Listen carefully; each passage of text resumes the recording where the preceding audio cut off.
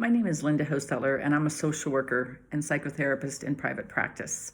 Today, I'd like to talk about the window of tolerance, and this is part of trauma-informed psychotherapy.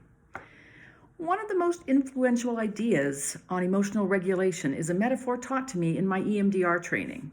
That's the eye movement desensitization and reprocessing. And this easy-to-understand idea is the window of tolerance, sometimes WOT for short. And essentially, we all have windows of tolerance in which we can operate as human beings using primarily the cerebral cortex brain to speak, communicate, and act in the world.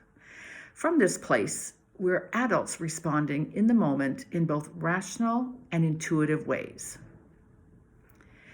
Within the window of tolerance, moods and states may go up and down, but only in a manageable way.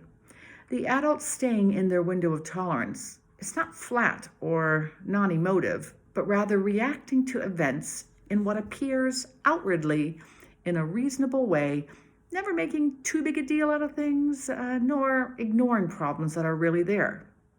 They are emotional and clear thinking in a wonderfully balanced way.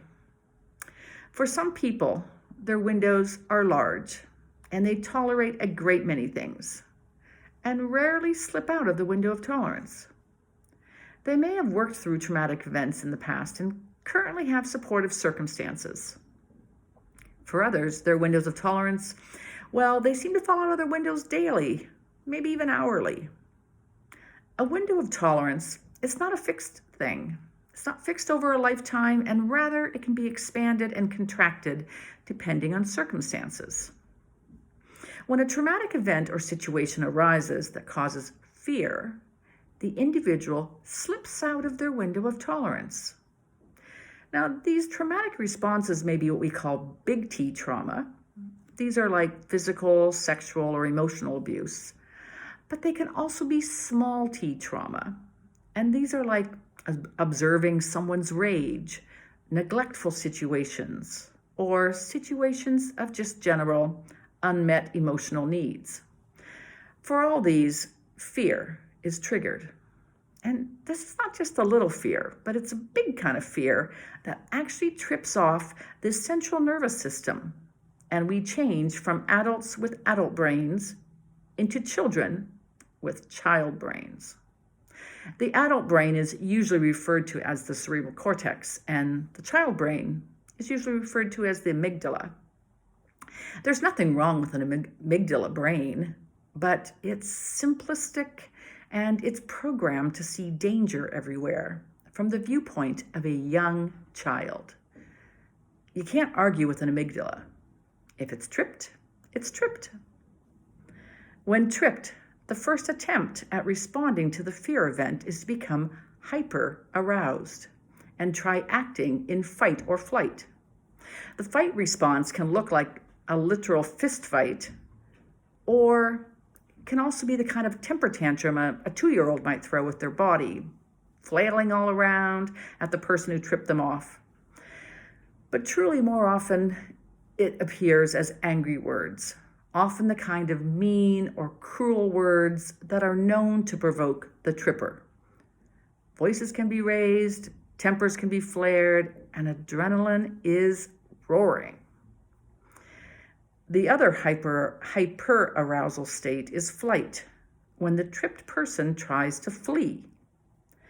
This may look like walking out of a room, leaving the building, or just no longer facing the tripper in whatever way possible. It can also look like ending a conversation with force, maybe hanging up a call without ending the conversation, and it is meant to feel rude and disruptive, but it does help the leaver feel safe. When neither of these responses work for the tripped person, whether determined in this particular moment or past experiences, the tripped person will drop in energy and try a hypoarousal response. And the most common one is the freeze response, when the tripped person dissociates and reduces sensations. This may appear like an animal, like an opossum, for example, who rolls over and appears to be dead, so other animals will leave it alone. When safe, it will activate and run away again. Some dissociation states involve the individual separating their sensing mind from their body, particularly when the body is being made to do things it doesn't want to do, like sexual abuse. Other dissociation states appear more passive, witnessing of terrible situations, but not really judging it or really even perceiving it, sometimes not even having a memory of it. And another way that arousal presents itself is when the tripped individual chooses to try to please the person causing the fear. This is called a fawn response. And it's common for children who have relationships with the person causing the fear, like parents, teachers, and coaches. The tripped individual may actually like or even love the person in different situations and may ultimately want to please them. This leads to people pleaser traits when the fear is of a lesser degree. From an energy perspective, the window of tolerance looks like a 3-tiered cake. In the middle band is the window of tolerance. At the top band is the hyperarousal response with extra energy. And at the bottom band is the hypoarousal response with too little energy. Sometimes these tiers are evenly spaced, where it seems like there's as much window of tolerance as the other two responses. Once tripped out of the window of tolerance, one cannot easily slip back in. With emotional dysregulation, hormones have been released, emotions have been flooded, and the body has slipped into an old pattern of functioning. It takes time to regulate smoothly again. There are also grounding techniques that can be learned to assist the body. The best grounding techniques involve activating the 5 senses of the body.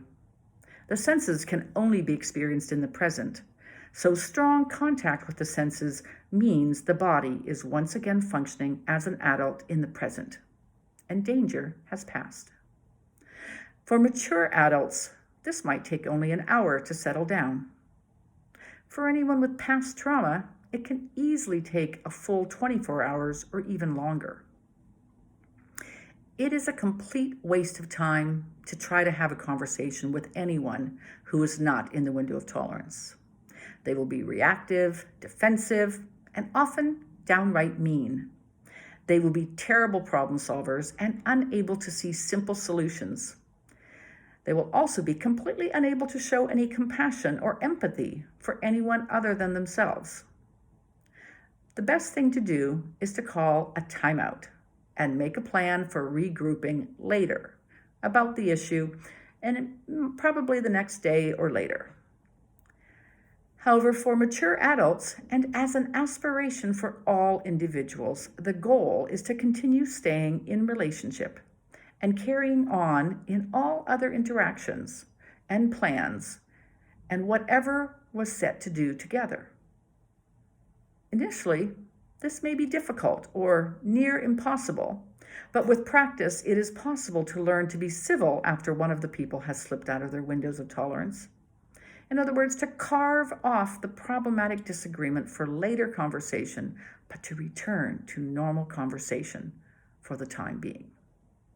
It is my wish that we all learn to recognize our own windows of tolerance and to recognize when our loved ones slip in or out of their windows, and together, collectively, to respect each other's windows and to try to spend more time with each other in our windows of tolerance.